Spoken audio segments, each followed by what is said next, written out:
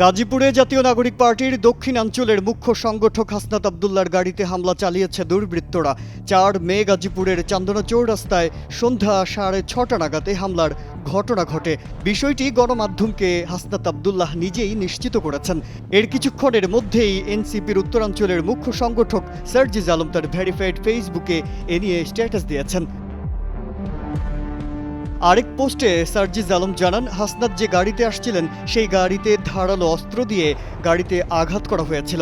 এই হামলার ঘটনায় বিস্ময় প্রকাশ করেন তিনি। পোস্টে তিনি লিখেছেন, হাসনাতের গাড়িতে 10 থেকে 12 জন সন্ত্রাসী গাজীপুর এলাকায় হামলা করেছে। গাড়ির গ্লাস ভেঙে গিয়েছে।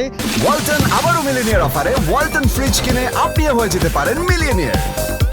মিলিনিয়ার ছড়াছড়ি দেশ জুড়ে, এটা শুধু ওয়ালটেনই পারে। হাত রক্তাক্ত হয়েছে। আশেপাশে যারা আছেন হাসনাতকে প্রোটেক্ট করতে বলা হয়েছে তার পোস্টে।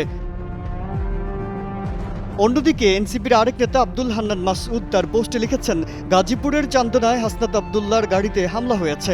আশেপাশে যারা আছেন দ্রুত এগিয়ে আসেন প্লিজ। এ বিষয়ে রাজধানীর বাংলা মোটর এনসিপির কার্যালয়ে রাতে ব্রিফ করবে দলটি। গাজীপুরে বৈষম্য বিরোধী ছাত্র আন্দোলনের নেতারা দাবি করছেন, আওয়ামী লীগের দোসররা হাসনাতের গাড়িতে হামলা করেছে। এর আগে বৈষম্য বিরোধী ছাত্র আন্দোলনের নেতাদের লক্ষ্য করে গুলি করা হয়, যেখানে লক্ষ্যবস্তু ছিল হাসনাত আব্দুল্লাহ। তবে গাজীপুরেই কেন বারবার হামলার শিকার হচ্ছেন হাসনাত, এমন প্রশ্ন থেকেই যায়। মাজহারুল আলম, কালের কণ্ঠ।